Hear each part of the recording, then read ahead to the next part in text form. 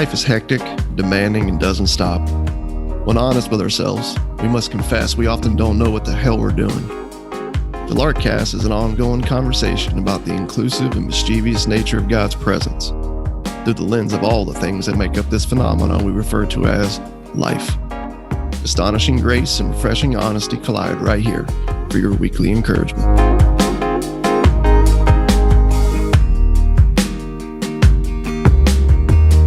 Welcome back to the Larkcast. Cheers, Russ. How you doing, man? Good. Good. Our last podcast, we were on the front end of March Madness, and I know you said your hopes were not high as it related to your Blue Devils, but I have to ask you, what are you more surprised about this morning? The fact that Duke is in the Final Four, or that Will Smith smacked Chris Rock on live television last night at the Oscars? Which one's more surprising? I'd say based on how Duke was playing towards the end of the season, them being in the Final Four would be more surprising. More surprising? Yeah. I feel like if you told me before the tournament, do they have a chance? Well, yeah, they have a chance. There's a probability of that. But then if you came to me and said, what do you think the probability of Will Smith walking on stage at the Oscars during like Chris Rock's monologue and just slapping him? Would you say like, what was the percentage of that like happening? I would say that, the slap would be like a lot lower than Duke's chances of making it this far. I feel like if you would have asked me that about Will Smith in 2019, I'd be like, yeah, that's not happening. There's no way that's happening. But I feel like if the last 2 years have taught us anything, it's like, it's to not be surprised. Yeah. I feel like I am less surprised by things right now in my life than I've ever been. I feel like that dude's just been through a lot. Like he's been the butt of so many jokes. Some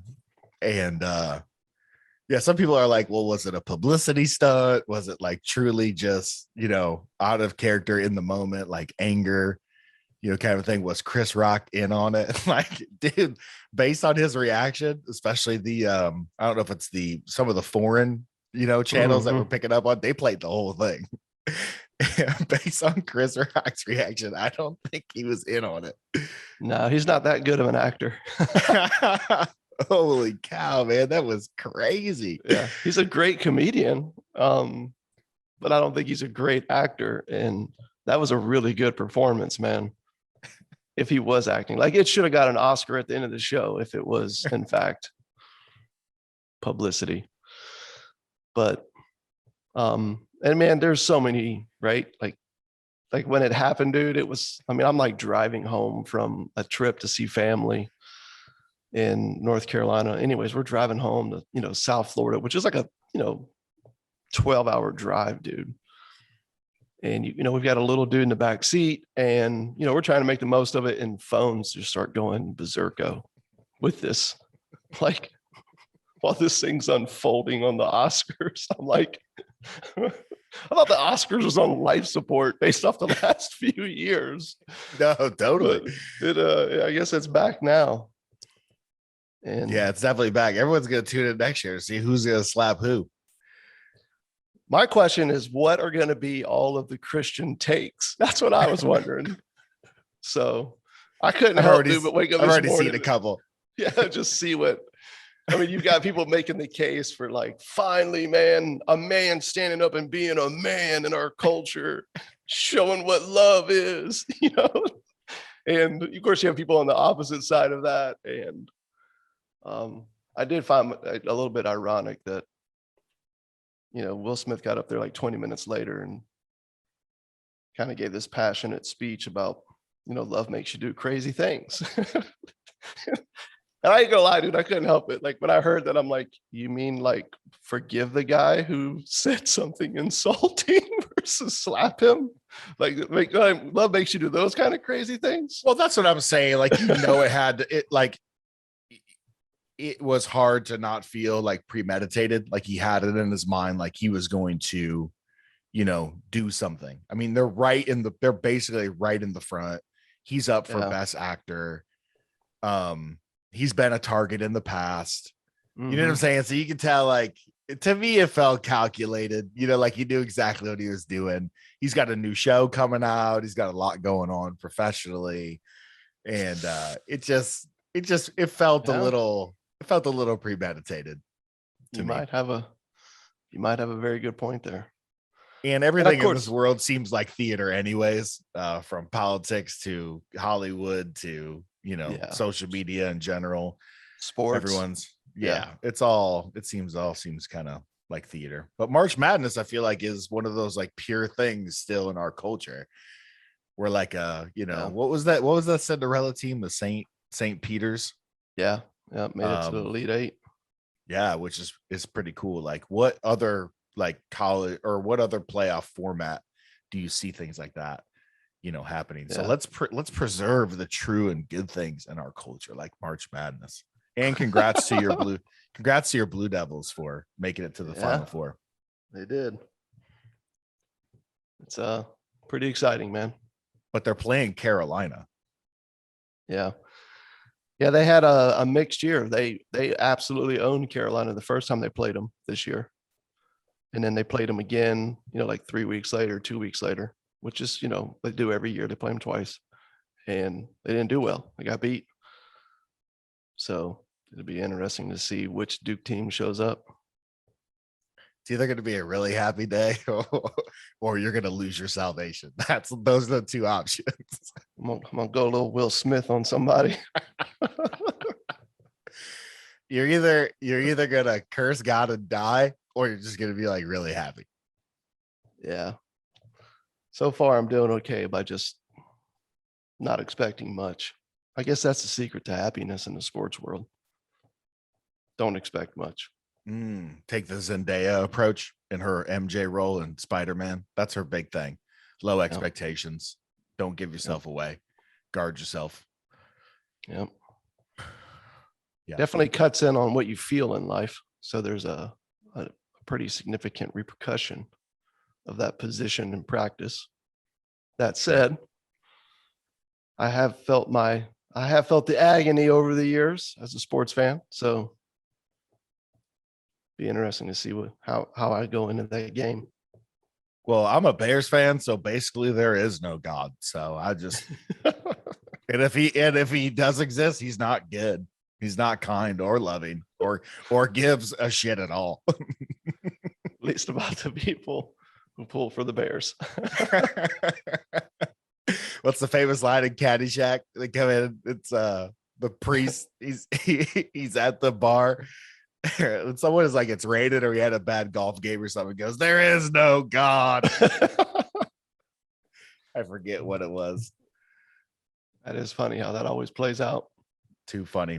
All right, quick commercial before we get into it. Want to let everyone know that the next Lark Live going to be a little bit of a different format. Normally we've been doing kind of like everybody logs in to like a Zoom chat, Zoom conversation. But the next Lark Live is going to be on Instagram Live, Saturday, April 9th, 11 a.m. Central Standard. So it's a weekend. And it's going to be just before lunch, kind of midday. And it's going to be a conversation between Jameson, who is on our team, let you guys know Jameson, and our good friend Sarah Mazzara. Sarah's been discovering a lot of freedom and God's grace recently. She's got a lot of life change going on. She is an absolute riot, and we're pretty excited for all you guys to hear from her. So again, next Lark Live, Saturday, April 9th, 11 a.m. Central Standard on Instagram Live. So be looking out for that. Yeah, man, as somebody who's known Sarah for a number of years, her and Chad both, I'm pretty stoked about everybody just sort of getting a chance to hear more of her story, get to know her a little bit more. It's pretty cool to see just what God's been doing in and through her. So it'll definitely be worth your time to take a minute out of your day and tune in.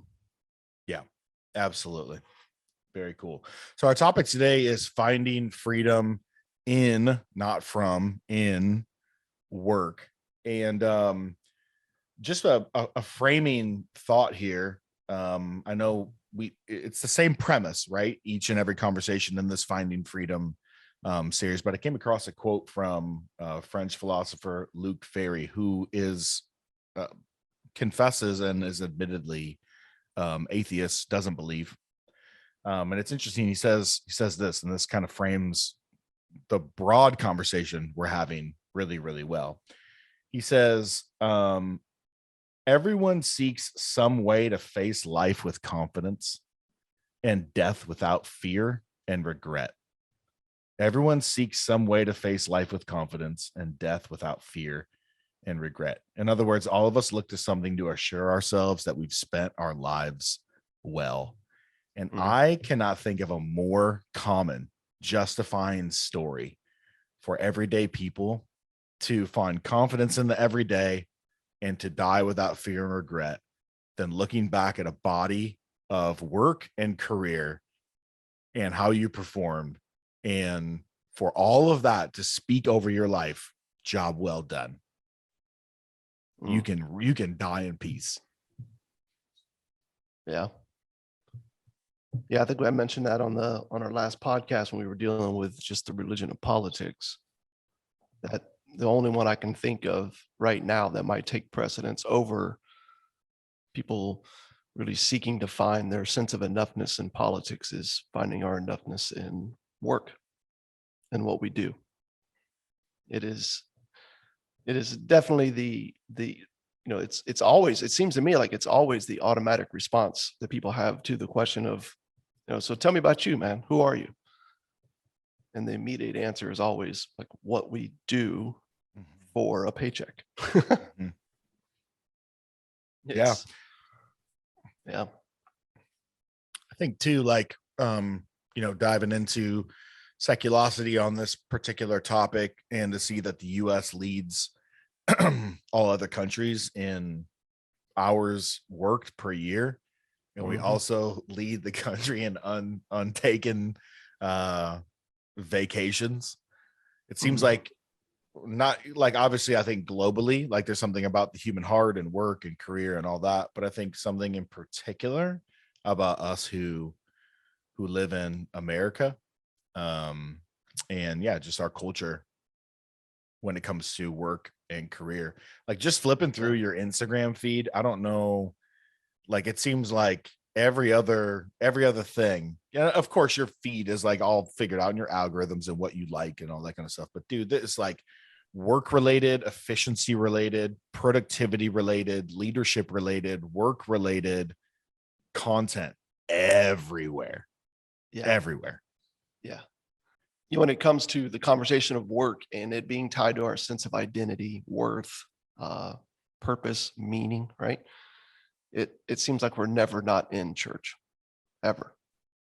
It's so uniquely tied to the sense of who we are that not only are we oftentimes, and I'm just going to go ahead and say this out loud right now, confession, I am 1000% guilty of this.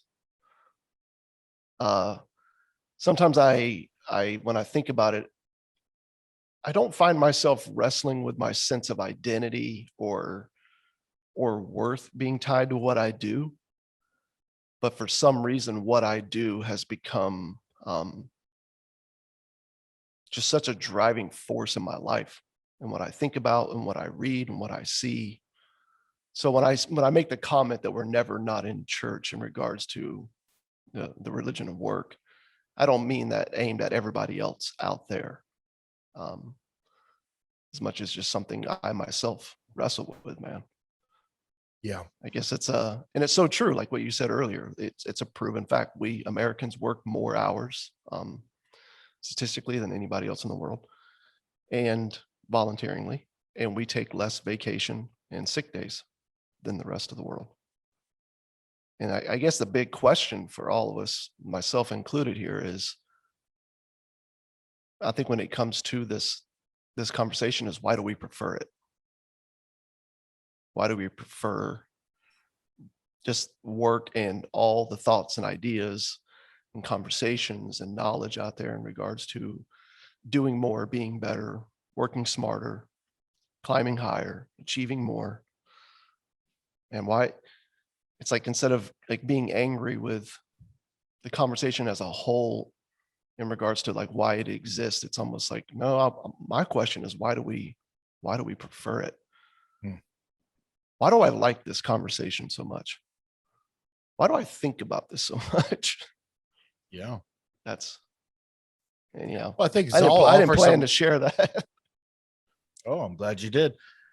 Um, yeah, it's like, um, I can share my thoughts and my life, my story, and my personal take on it. I mean, I have been on the receiving end and seem to be on the receiving end once or twice a month from a conversation from my wife about being down in my office and the lower level of our house on my computer, cranking out work late at night, being on the phone, those kinds of things. When I sit down to say, Yep. how are you, and catch up, what do I talk about? I talk about how work's going. So yeah, man, totally. And I think the answer to your questions all has really cool insight on that. It's like with work, you have something that is very measurable. Mm, Um, and you're depending on what your environment is, your work environment could be very competitive. It could have lots of metrics attached to it. Your performance could be something that you can like visibly see, even depending yep. on like reports and stuff like that. You can gauge how well you're doing. And when it comes to the rest of life, like relationships and parenting and being a dad and being a mom, and um, those things are not so easily measurable. And I think we Yeah. just love measuring, mapping, and managing. And that's why I think we're so Mhm. tempted to apply that to a relationship with God, because at every turn we just want to know where we stand. Yeah, it goes back to that quote that you read at the beginning from the French philosopher, right?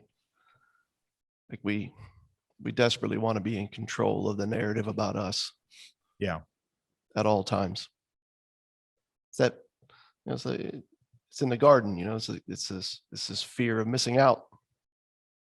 And I feel like if there's one thing that you can work hard at to assure yourself that you're not missing out, and if you feel like you are, there are some tangible means in which you can get caught up and even ahead is is when it comes to work.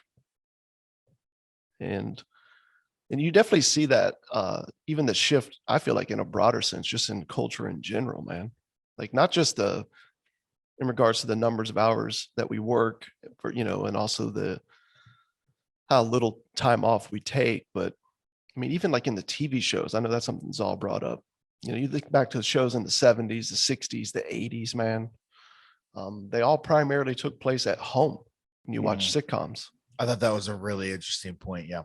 Yeah, they took place at home. And then you fast forward to right the last 10 years and all these shows, The Office, 30 Rock, like, Mad Men, they take place at work, Yeah.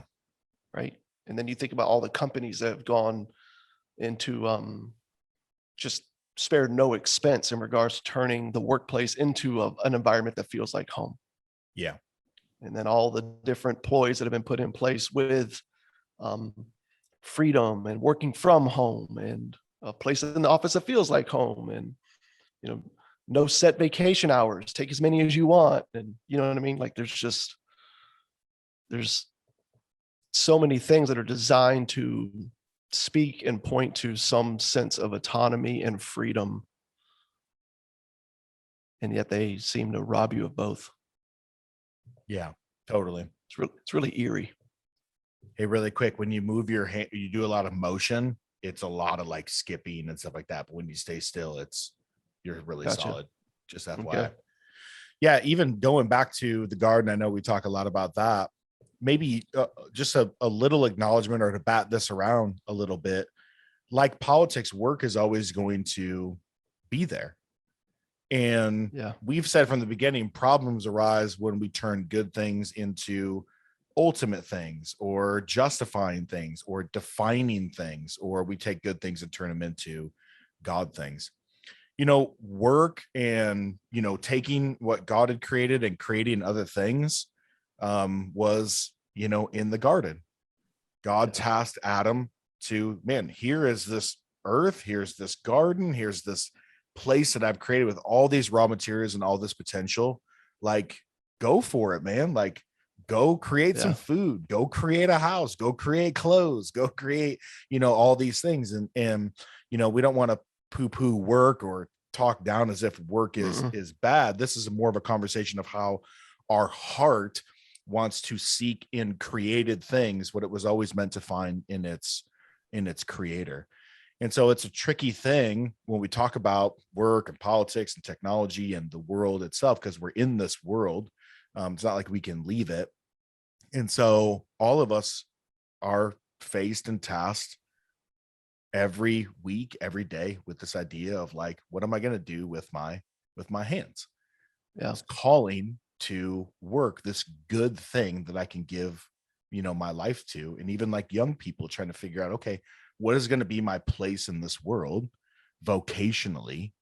And these are good things to give yourself to a career, to even become an expert, to give yourself to innovative things and coming up with things that don't exist. Like, all that is beautiful and awesome and amazing and should be celebrated and all that. So it is a tricky conversation because the line is very, very hard to draw, and it has to do with matters of the heart, which can be tricky. But I just wanted to just on this podcast take a minute, because I don't even think Zal didn't do necessarily that great of a job of just acknowledging, hey man, like work is good, there is vitality in life and something intended by God and his good design for us to give our hands and our lives and our attention, our effort to work. And even if you want to go into Luther's theology, Luther's whole thing was, how does God exercise care and love for creation?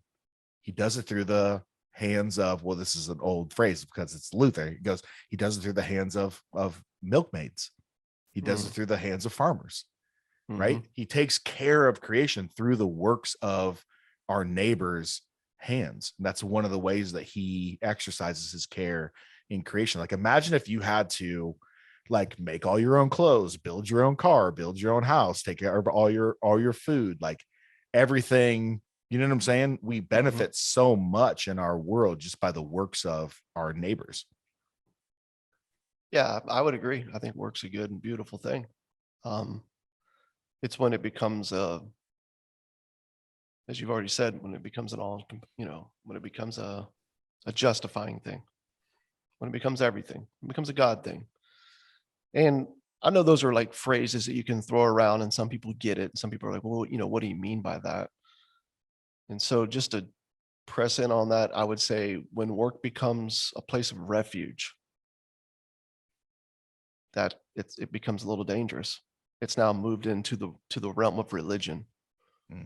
It went from being a gift that God has given you to participate in to now a religion in your life that will inevitably enslave you.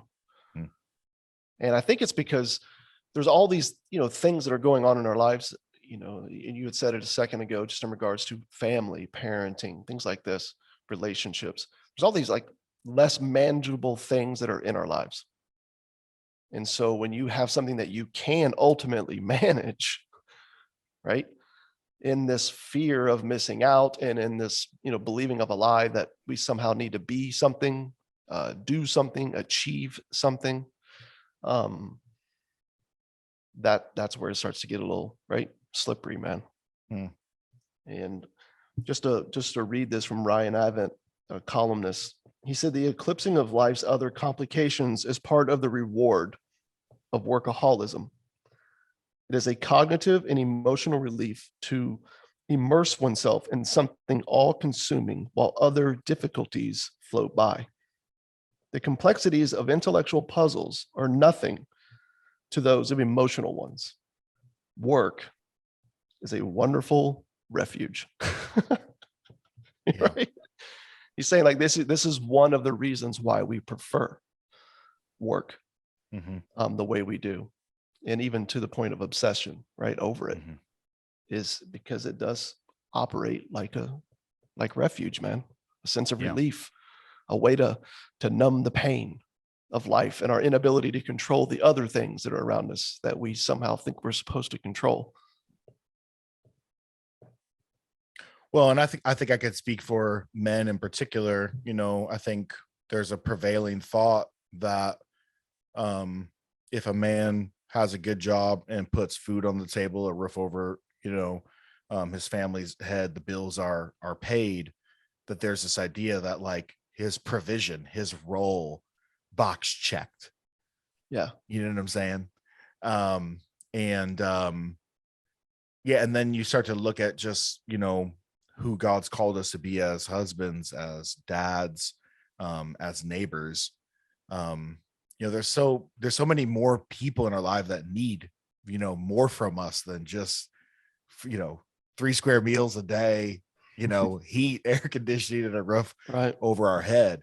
And we've really put our jobs really at the center of our life's justification. If you look at it, like that, like, yeah, man, you can just imagine a father being confronted by a son or a daughter, about being there or being present or being involved in their lives relationally. And the embarrassment and the anger boiling up in the heart and saying, well, I did provide for you. I was there. Look at all this stuff I did in and through my job. I provided for you materially. Mm-hmm. And like going back to it, like those other things, they're very, very hard to gauge and to manage. Getting a raise from your boss or a pat on the back or a promotion or hitting numbers or hitting goals, where you stand. When it comes to relationships with your kids, sometimes it's very, very hard to gauge where everything's at. Am I getting an A? Am I getting a B? Am I like a C? I can maybe figure out or use some like loose kind of relational math in my head to kind of figure out, which I'm probably going to give myself a higher score than what my kids or my wife would probably give me. Yeah. About to say, it depends on who's grading this. Yeah, exactly.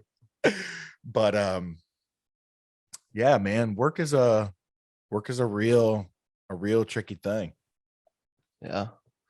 And even just making me laugh about this, because I was just away with my family for a week, visiting extended family, and in that time away, you get more time with your kids, and which I'm very thankful for.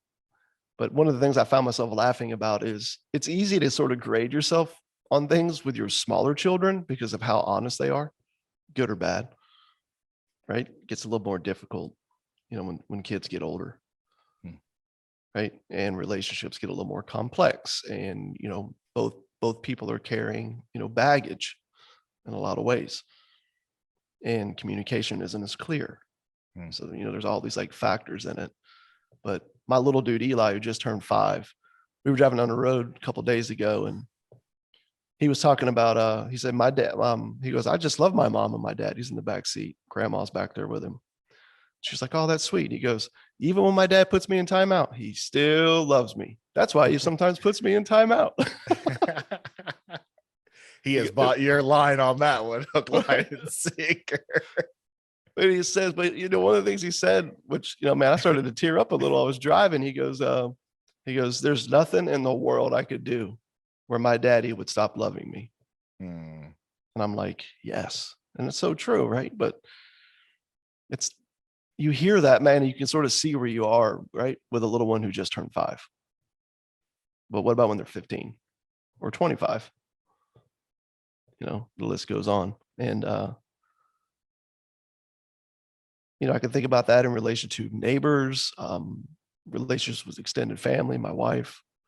But man, when it comes to work, it's really simple, right? Is my boss happy that I hit my marks? Or if you're the boss, are my customers happy? Am I hitting my marks? Yeah.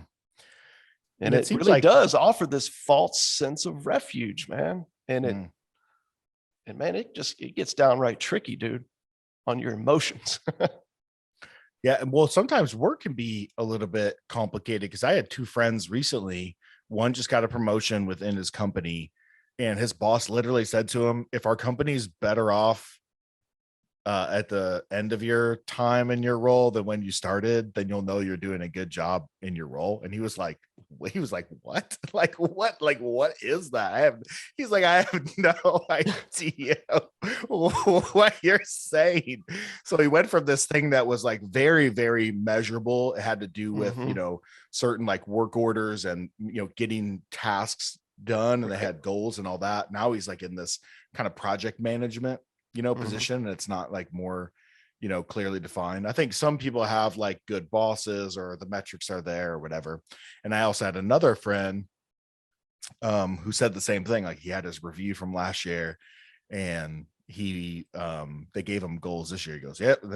He goes, yeah, they said my goals this year were the same as last year. He was like, what? He's like, you guys didn't really think through this very extensively, did you? So you kind of have some of that psychosis or mind trip, maybe if you have a bad boss, or maybe some roles are undefined. But I would think the biggest one that really can trip you out is some of the stuff I'm hearing about companies switching to unlimited vacation. If you want to talk about something that will really freaking trip you out and mess with your head and your heart and in a work environment, it's the unlimited vacation thing. And I don't want to bring up his name, nor do I want to bring up the company that he works for, but a friend of ours who works for a very well-known, very notable company in the world, they just rolled out in 2020 an unlimited vacation policy. And he had to break it down. Like, he had to announce it to his team. So they put all the team leaders, tell your team. And he said on his team, he's got people who have been there, 15, 17, 20 years. And then people who have been there from like just started to 2 years. And he thought everyone was going to be like pretty excited about it. He was like, dang, man, like this is, I mean, like you negotiate that coming in, for a new job. I mean, I don't know how many people I've heard like, yeah, man, I got this new job and I was able to get the same amount of vacation here. And, it's part of the salary and, paid time off. And he was like, dude, people are going to be like excited about this. He rolls it out, and dude, it's anything but excitement. It's pushback, it's fear, it's anxiety. Like, all the tenured people were like, this isn't fair. And then all the people who had only been there 0 to 2 years are just like, what the heck, dude? Like, there's no way I can take this time off. People are going to judge me if I do. And like the inner turmoil of just being handed this free, unlimited vacation, and to watch all this anxiety, all this earning, all this work, all that, you almost kind of take the justifying thing away from it, the earning and the hard work. And he said it was like chaos, bro. Yeah. Chaos. And my favorite part of hearing that story from this anonymous friend was they're looking back on what people actually did.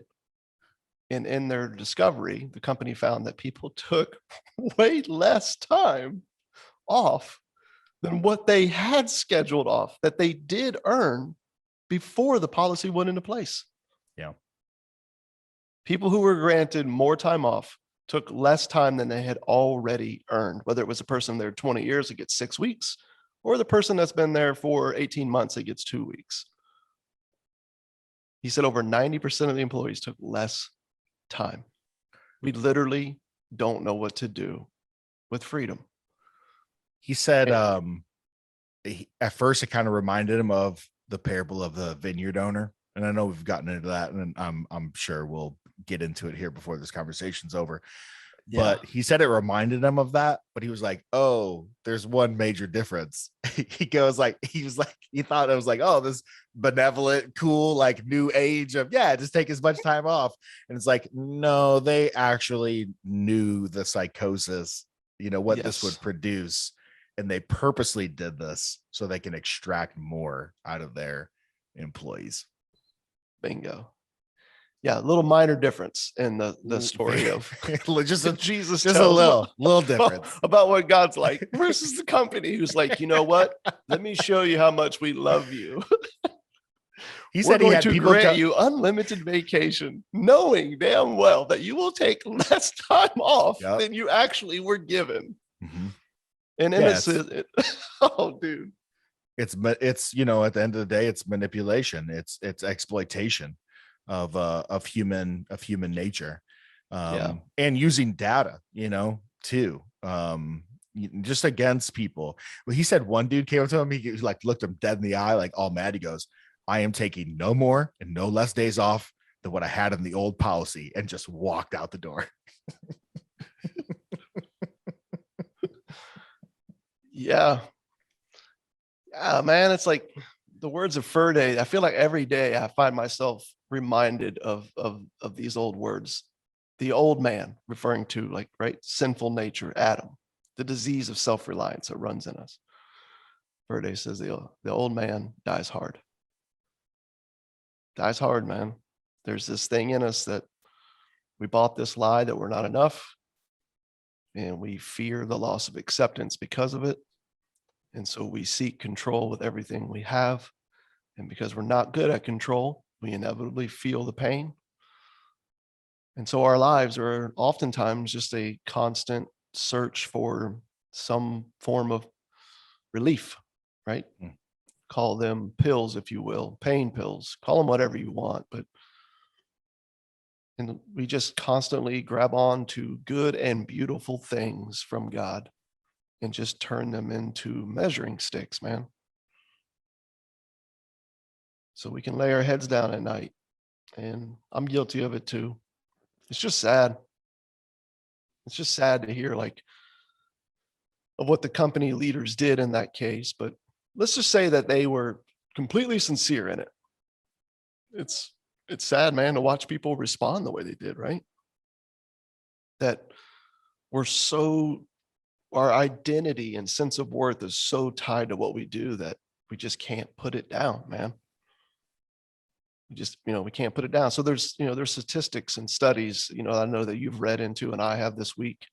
I don't want to get into all the details on here right now, but the consensus is, sick days, man. Like we would rather go into work sick and spread germs and cause other people to get the flu, which isn't kind or loving, just to be clear. We'd rather do that, man, than suffer the indignation of being the person who had to call in. Mm. Instead of taking another week with our kids, we're like, nope, I got to get to the office because in my week off, so-and-so is going to catch up to where I am. My colleagues are going to move forward. I'm going to get left behind. And it's like, man. Yep. And I feel like it's just one of those things that eventually you come to this place where it's like, man, surrendering to this whole lie that sort of like hovers above our heads is not an option. It's almost like we're not even strong enough to surrender to it. We have to be crushed by it. Like there has to be like an actual death, I feel like, for us to find freedom out from underneath this weight of this imaginary work self that we're failing to become. Yep. And the gospel is an impossible proposition, declaration, reality. Yeah. It's impossible. Everything in us will literally fight against it. We will sign up for crawling upstairs on our knees until they're bloody. You know what I'm saying? To pray predetermined prayers and work hard and attend church faithfully and read and do everything that's asked of us. We will grab onto a way of spiritual life and a way of everyday life that would just run us into an early grave before we like die to the idea of earning. And that's why it goes to what you're saying, like literally a death needs to occur. And it's crazy to me that it almost like it takes these very like sizable, notable big kind of like crash, burn, difficult trial almost moments where we come to really truly realize that we're just frail and we're just humans and we're just foolish, and to realize that we are needy, that we aren't the supermen and superwomen, that we think we are, that all the things that we thought are what we brought to the table is good and true and right, and the things that make us righteous and the things that justify our very existence are just stupid and are just silly. And to just finally have our ears open and our hearts open to hear a simple announcement that there's no condemnation for those who are in Christ Jesus, that it is finished, that you're loved right where you sit, right in the ruin of your brokenness, right in the stillness of your inactivity. Just as you sit right there, not clocking hours, not crushing goals, not doing anything. You just sit in the stillness of your inactivity just as you are, because you're loved right where you are in Christ. It takes a very crazy moment in your life for you to grab onto, almost like a moment that God has to produce. Yeah, I think that's called repentance. I'm not sure. Yeah, because I'm hearing this and I'm kind of laughing to myself, going, I'm thinking of the people I know that are out there that will hear this and probably think and respond this way, because statistically the number's really high according to the research. But I'm also laughing about this response I'm about to get to, because I myself have been there and still go there at times. And it's that spirit in us that hears what you're saying and says, yes, failure is needed. Yes, failure is needed. And then we'll jump to all the books and all the blogs and all the conferences that are out there right now about the beauty of failure in regards to how it leads to success. Leads to better working. Yeah. Failure, yeah, man, that's so true, because it's not until you really fail at something that you really start to see like what could be. And it's not until you really fail at something that you don't start to grab onto all the innovative solutions of what could have happened in that workplace. Be glad that you failed at that task that your boss gave you, because where you thought that it was crushing, it actually opened your eyes to a whole new solution, which led to a whole new network of friends, which birthed this new company. And out of all this came Uber. It's like, I'm not trying to pick on Uber. Maybe it's in my mind because I'm watching that Showtime documentary. That's not documentary. It's actually a show that's dealing with just how Uber came into existence. But the point I'm getting at is failure as a means to a greater service isn't failure, man. And so everything you're saying about that needs to happen in us, which is so good and true and beautiful. These beautiful wounds that the law of God brings, right? This death to this whole myth about the project of me and you, right? That Jesus invites us to take up so we can actually learn to live. And man, that workaholism thing, that religion of work is so embedded in our hearts and minds that for a lot of us, we'll hear that and then inevitably turn the failure that's needed into a means for greater success. Yeah, I used to always think like if people would just come to the end of their virtuous rope, or they'd hit rock bottom, or what's the one phrase, if like you're if you're down and out, then God is up to something, or something like that. Like if you're down, God is up to something. And like, no, that's not necessarily like a guarantee. That doesn't necessarily mean we'll look outward. Like that old man dies hard. Like we will constantly turn inward, and we will look at that as an occasion to pick ourselves back up, try again. We'll turn it into like, yeah, that was part of my necessary, like my growth and my journey was to fail, and I wouldn't be the person that I am if it wasn't for that thing. It's just another occasion for us to rise to the top and to shine, and to think it's about us, and to think it's about achieving and all the rest. And now with that said, it's like, yeah, there are some really good lessons to learn, like when you're low. And again, dude, it always comes back to the heart, man. Like the heart makes everything so freaking tricky. Yeah. Yeah. It's almost like God knew what he was doing when he had it written that that the human heart is desperately wicked above all things. Yeah. Who can understand it? Right. Who can understand it? It's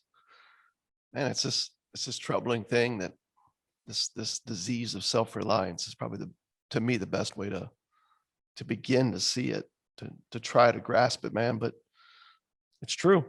It's very true. And I'm not saying that there isn't some beauty in failure, like within the workplace, just to be clear. I'm a firm believer that Seth Godin was correct, especially, in regards to nonprofits. He's like, your job is to fail. If you're a nonprofit, you stepped out to achieve something that other people aren't achieving. You stepped out to do something to solve a problem that exists in the world that somebody else hasn't solved yet. And so you're naturally going to have to fail your way there. So please take the money that we give and go fail on your way to actually finding the solution that's needed. So I see what he's saying in regards to that. I think what happens is when we start to twist this notion of failure from maybe failing at a work project, to failing in other, areas of life, and saying, yeah, man, it was just so that, I could be successful. Hmm. I stumbled in all these areas of what was good and true and right, put it under the camp of morality. But man, that's only so I could be successful in it. So I'm so thankful for all the destruction that I brought to my body and to other people. It's like, no, that's not what this is. No. But I do stand on, like, surrender probably isn't an option when it comes to workaholism, man. It's probably going to require something that's more crushing, right? Like actual failure, like actual death to some things, man, that we've bought, some lies that we've bought, to really start to be able to look at our work as something that's good and beautiful and be able to enjoy it, hopefully, right? And do it well, but not allow it to define us, not allow it to rob us Hmm. of all of the other good and beautiful things that God's invited us into. Yeah. And just to say, man, there's a prevailing thought out there, especially in the here tos camp, and people who have been tracking with this podcast for a long time know what I mean by that. It's those who are very much tuned into a theology of glory. If you're a Christian, it means you're supposed to be the best at everything. You're supposed to be the best dad, the best mom, the best your best disciplined person. You're supposed to be the best employee. You rise to the top, and they're always going to like Daniel and Nehemiah and in places like that. You could buy into that because you have the Holy Spirit, you're supposed to be the smartest, hardest working, highest paid person that climbs the ladder. You could buy into that, or you could buy into what we constantly see in the scriptures, which is, dude, if you grab onto the righteousness of Jesus, not the righteousness of your paycheck or your position or the praise of others, you're gonna feel like an alien. You're gonna feel out of place. You're gonna feel awkward at times, and you're gonna have a ton of internal turmoil and tension as you navigate this world.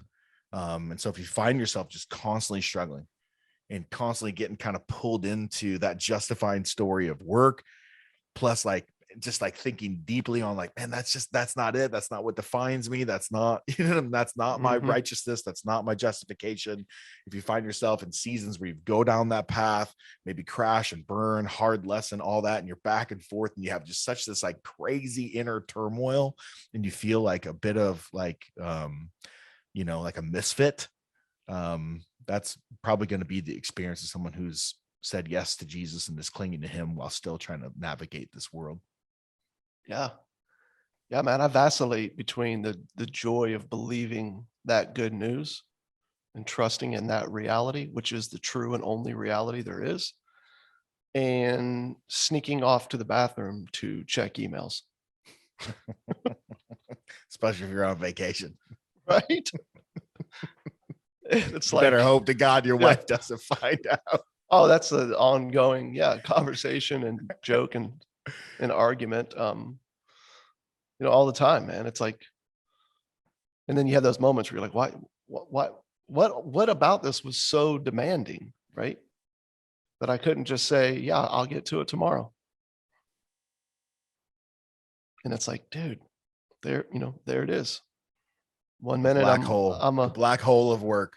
yeah, 1 minute I'm a misfit who's clinging to reality, and the next minute I'm a menace to my family because I bought this lie of productivity and success.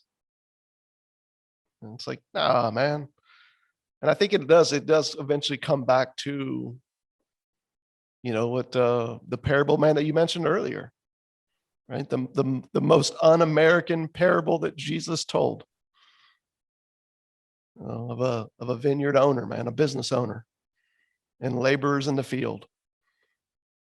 Those that were there all day, those for 6 hours, and those for 4 hours and 2, and all the way down to that person who was there, 30 minutes before quitting time. Yeah. And they all received the same pay. This is what the kingdom of God is like, Jesus says.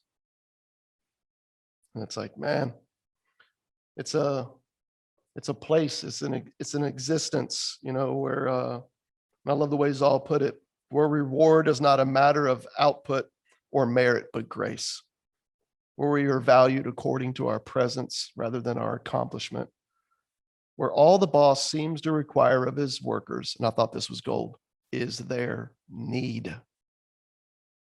Dude, that's the total opposite of how we see life and work. Need oftentimes God. Yeah. Right?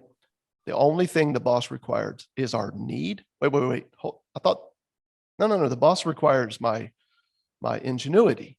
He requires my skill, time, my effort, my energy, my output, the goals that I'm hitting, the example that I'm setting for others. It's like, no. And just to be clear, like, don't, please, those listening to this, please don't be confused. I'm not saying that you can just show up for work 30 minutes before quitting time and then expect that your boss would be happy with you. That will actually result in a couple of things. One, you'll be fired, which you should be. And two, you actually won't enjoy the beauty and the fruit that comes with the labor of your work in your hands, which I do think is part of the human experience.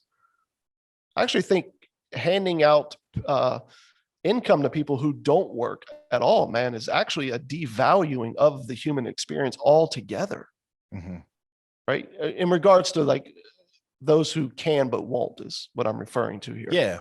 I'm not saying not taking care of people who can't work. Right. There's a difference by all means. But this is a picture of what God is like. Right? It's the only thing he requires is our need of him. Yep. And to accept that acceptance, man, is to really begin to live in that freedom that's found in him alone, but also allows us to look at our work and go, oh, this is something I can go and really put my hand to, man, and learn a little bit more about what it means to be human. This is good. This is beautiful. Yeah. This is awesome. Well, it's failing to understand that there really are like two kingdoms at play. We live in a world that doesn't live by the wisdom of God, which is seen in the cross itself. Yeah. And so as long as we are in the world, right, which is one kingdom, it's got its own set of values, got its own set of principles. We're here. He's not taking us up. We can't escape it. We're in it. And he's called us to be in it, to be representatives of him, to have the ministry of reconciliation, to have the word of reconciliation. And that's got its own set of values. The thing that kills me is when we layer on top of the kingdom of God the wisdom of the world. We start to fashion God in the likeness of our boss. And we think that God requires ladder climbing. that God requires metrics being hit, that God Yep. requires to-do lists and all that. Yep. And it's just like, no, dude, that's a different kingdom. Yeah. That's a different king. That's Well, different altogether. Well, it jacks up your whole, perception and practice of what it really means to know him, to see him, to follow him. But it also really starts to jack up how you see your boss and your coworkers and even your work. So it's kind of like a double-edged sword, man, when you fall prey to what you just described. Yeah. And I agree. It's a slippery slope, man, but I think it's grabbing onto what he's like and centering our faith on what he's done and what he's declared over us that frees us up to see work in its proper place. Mm-hmm. And I think, man, sometimes it really is something crushing that has to come along, right? To free us from that myth. Yeah. Which is sad, but true. Dude,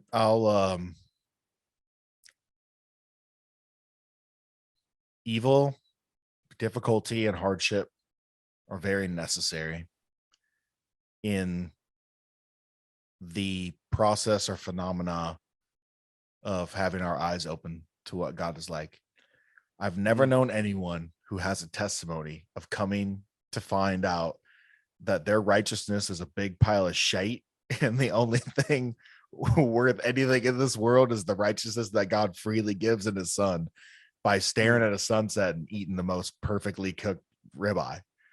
Yeah. That's never anyone's testimony. Like, yeah, man, I was just eating this perfectly cooked ribeye with this most expensive bottle of wine I ever had in my life. And the sunset just across the ocean was amazing. I looked across from my beautiful smoking hot wife, and I just thought to myself, man, Jesus died for my sins. He loves failures and fakes like me. You know what I'm saying? That's never anyone's entry point. Right. Failure is so necessary. And I think God has a very complicated relationship with evil and the broken things. Because it's really hard to see him from the height of our success. Yep. Episode 3 and 4, man, on this podcast, right? That's us dealing with that very thing from out of Jesus's mouth as to why God has chosen to allow these things to exist in the world. It doesn't make them good, but it does make them valued. They have their place. Yeah, for and sure. He hasn't called us, right, or given us a task to rid it, man. So there lies the tension, but also there lies the gift of faith and the gift of grace, as the scriptures say, in the midst of those tensions, man. Yeah. Well, if anyone can redeem the hardest, most horrible things in this world, it's him. And I don't understand it all, but man. Well, I'm glad it's him, bro, because I've seen everybody else's efforts, including my own, and it ain't gonna happen. I can promise you. Human beings are never ever going to achieve. Ever. Dude, if I was God, I'd be in and of smacking people like Will Smith, dude, left or right. That's what I'd be doing. Calling it love. Exactly. Yeah, me too. I'm there. I'm there 100%, man. Well, good conversation, man. Until next time. Till next time. Cheers.